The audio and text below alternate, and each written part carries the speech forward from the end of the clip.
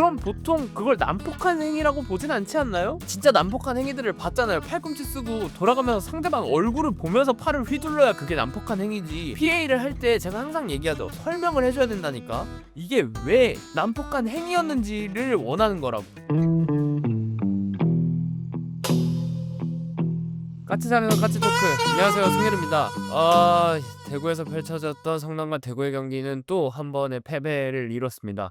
이번 경기는 아쉬운 면이 없지 않아 있거든요. 이 선제골도 넣었고 앞서 나가는 골도 넣었는데, 근데 저번 경기와는 다릅니다. 다른 종류의 패배라고 생각하거든요. 패배에도 종류가 있어요. 그냥 무기력하게 지는 게 있고 해볼 만큼 해봤다 하고 지는 게 있는데, 이번 경기 어떻게 지게 됐는지, 어떻게 잘 졌는지 한번 보시죠. 시즌 전체적으로 팀이 세트피스를 많이 얻어내지 못한다고 생각을 하고 있었거든요. 코너킥도 그렇고 프리킥을 많이 얻어내긴 하지만 상대방 박스 앞, 그러니까 유효한 거리에서 얻어내는 게 아니라 좀 먼 거리에서 공격이 직접적으로 연결될 수 없는 위치에서 프리킥들을 얻어내는 형태였기 때문에 우리가 세트피스에서 좀 득점을 할 수 있는 기회가 많지 않았는데, 이번 경기를 보면 경기 초반에 한 2개 정도를 연달아 얻어내면서 오늘은 좀 세트피스가 많이 나오네? 라는 생각이 들었고, 이게 결국에는 이 시퀀스에서 득점으로 이뤄졌거든요. 코너킥 찬스가 한번 흘러가긴 했는데, 그게 이제 집 반대편에서 류준선 선수가 다시 재차 크로스를 올리면서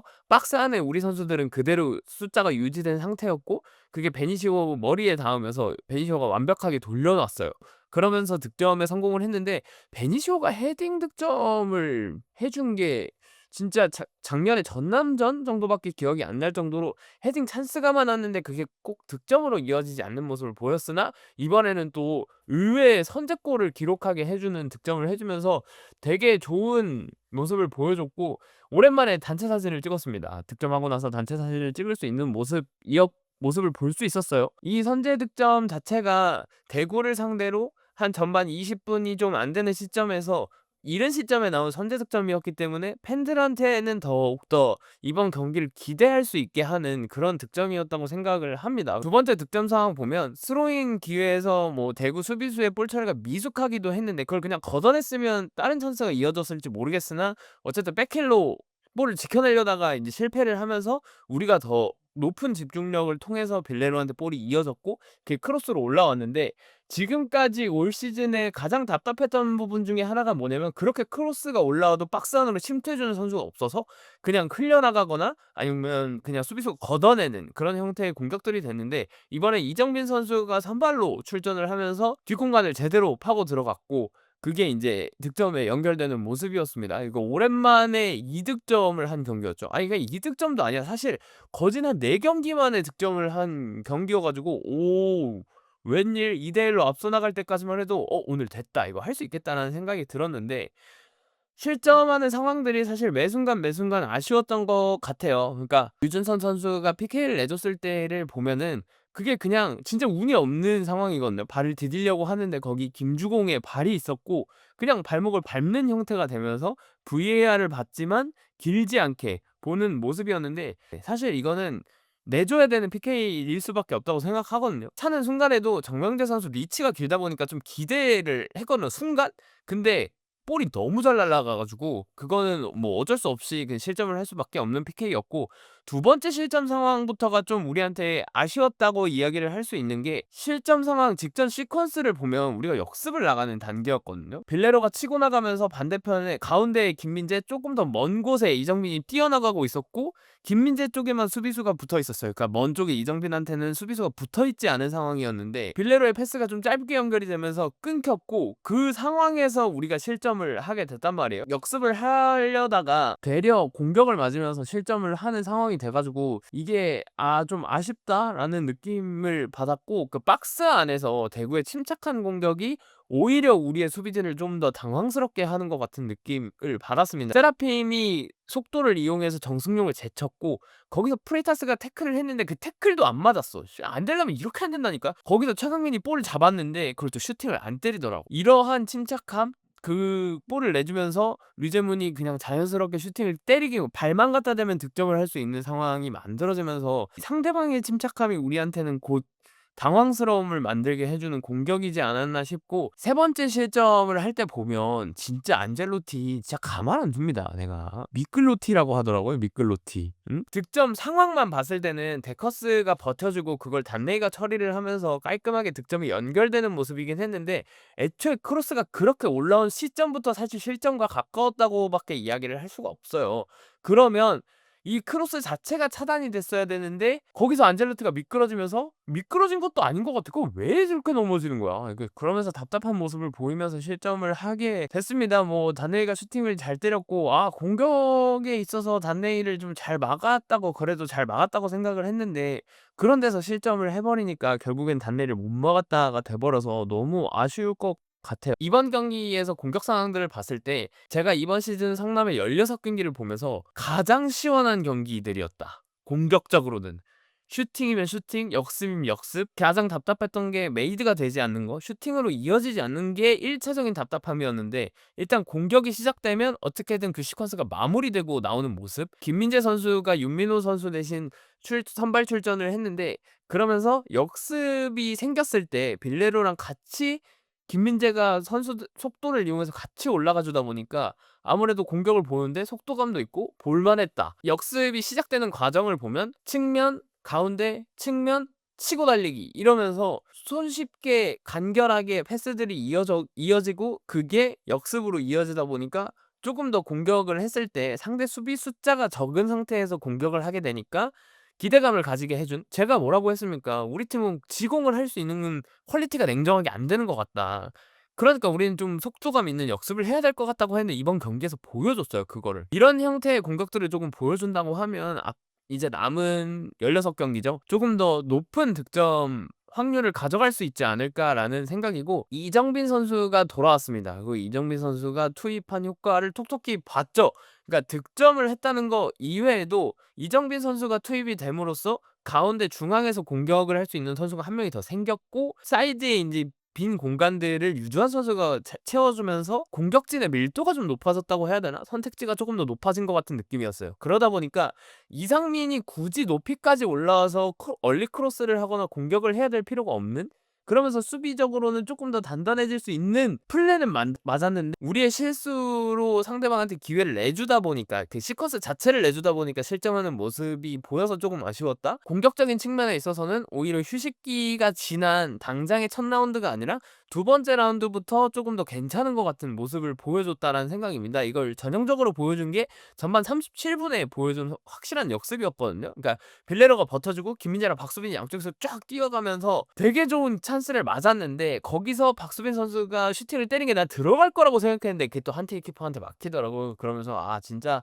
너무 아쉬웠던 찬스였지만, 이게 우리가 앞으로 공격이나 골을 만들어 가려고 하는 데 있어서 추구해야 하는 방향이지 않을까라는 생각이 좀 들었습니다. 이캠 영상에 나온 것들 보면 두 선수가 되게 친하다고 하는데 그게 경기장에서 고스란히 드러나는 것 같은 느낌을 받았습니다. 두 선수의 연계가 그 앞선 다른 조합들보다는 조금 더 좋은 것 같은 느낌을 받았어요. 단적으로 이제 김민재가 버텨주고 백힐 내주면서 빌레로가 슈팅을 때린다거나 하는 그런 찬스들이 경기 중에 한두 번은 나왔기 때문에, 그게 더 앞으로 많은 모습들을 보여줄 수 있지 않을까라는 생각이었고, 이번 경기만 놓고 봤을 때는 윤민호 선수보다는 김민재 선수가 우리 팀 상황에 맞는 원톱인 것 같은 느낌은 들었습니다. 실력과 별개로 김민재 선수가 높이도 있고 속도도 좀 있는 편이다 보니까 아무래도 우리 팀이 높이에 좀 약점이 있기 때문에 세트피스 공격을 하거나 수비를 할 때 조금 더 상대방한테 부담을 줄 수 있는 선택지, 이러한 성향들 때문에 당장은 이제 김민재 선수가 우리 팀 상황에는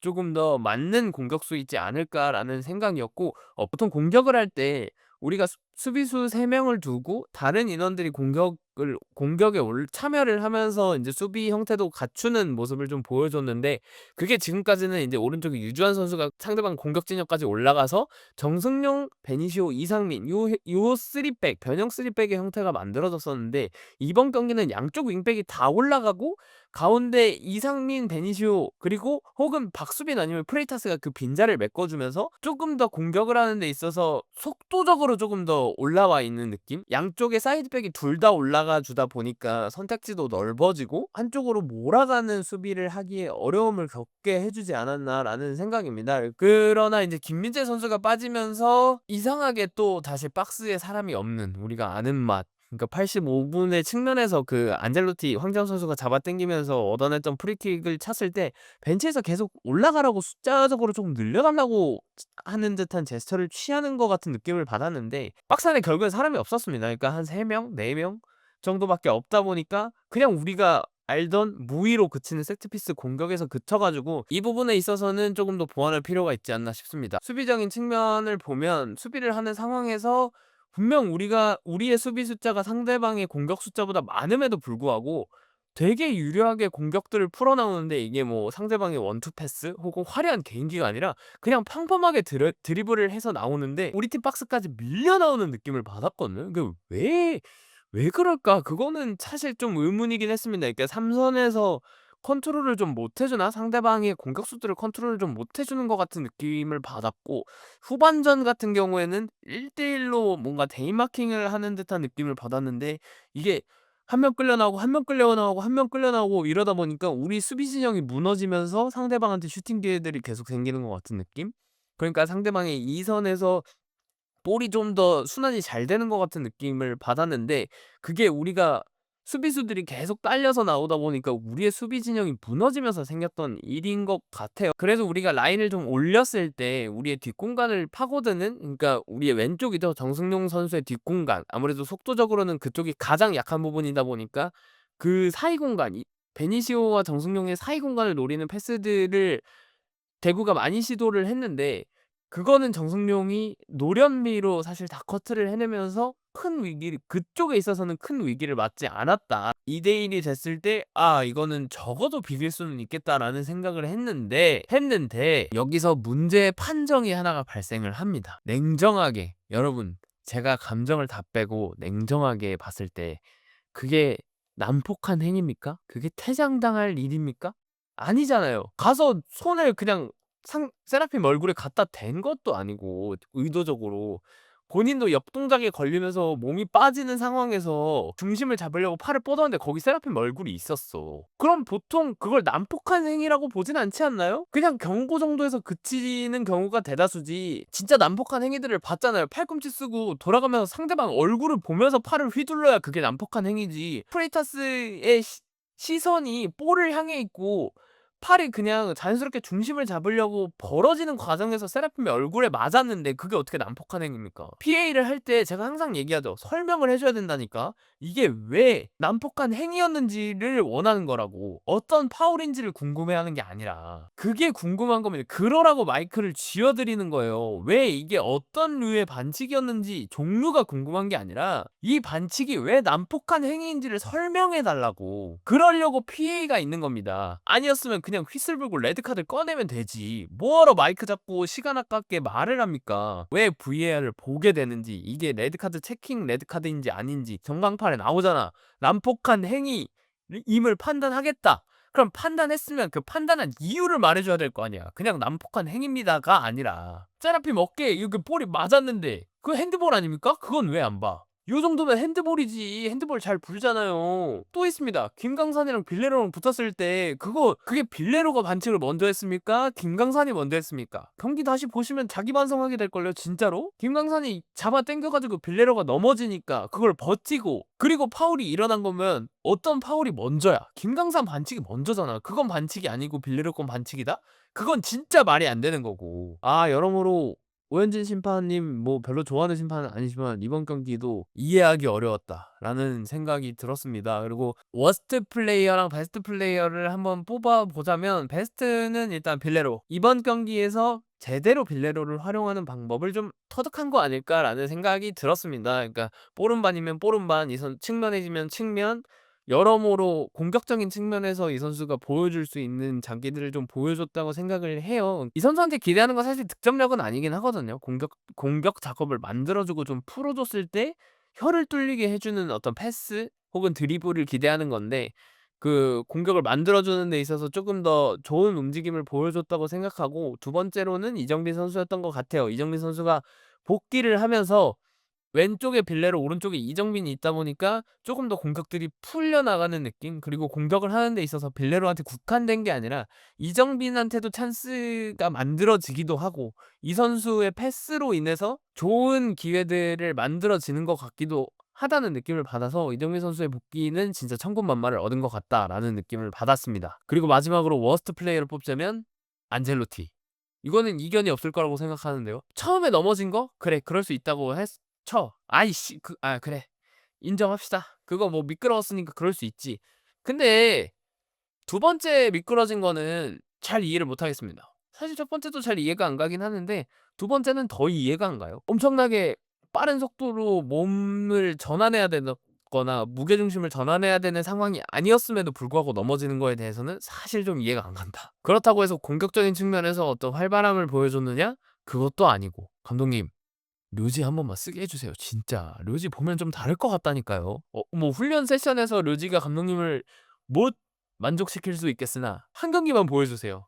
제발 보고 싶습니다. 다음 경기 이제 부산전인데 부산전에서 류지가 첫 경기이긴 하지만 꽤 좋은 활약을 보여줬거든요. 그래서 류지가 나와서 칼크로스의 김민재 헤더 한 번만 보고 싶습니다. 부탁드리겠습니다. 뭐 마무리를 하자면 일단 이번 경기는 아쉬운 패배임은 분명합니다. 오랜만에 멀티골을 득점하기도 했고 공격적인 측면에서 좀 답답함을 해소하는 느낌을 받기도 했고 여러모로 조금 잘 풀렸던 경기라고 생각을 했는데 이제 수비적인 데서 어려움을 겪고 퇴장을 당하면서 경기에서 좋은 상황을 유지되는 데 좀 어려움을 겪었는데 다음 경기를 조금 더 기대해 볼 법한 이번 경기였지 않나 싶거든요. 아직 팬들의 분노가 사그라들진 않았습니다. 이 팬들의 분노를 사그라들게 하려면 이겨야 돼요. 젖잘싸는 이제 이렇게까지 떨어진 마당에 우리한테 젖잘싸는 중요하지 않아. 경기 끝나고도 보니까 이제 콜리더님께서 우린 아직 끝까지 해볼 수 있다.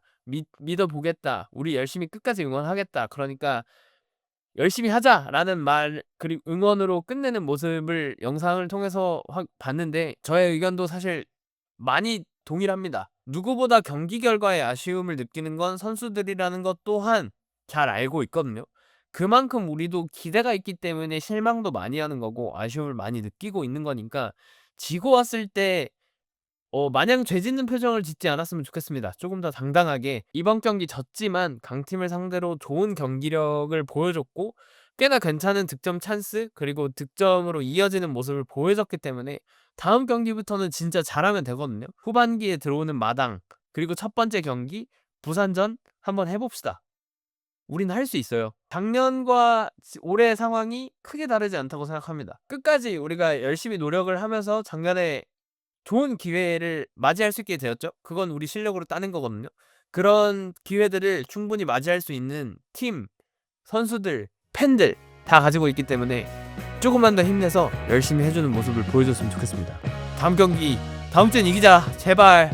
홈이니까 저는 갈 수 있을 것 같거든요. 탄천에서 뵙겠습니다.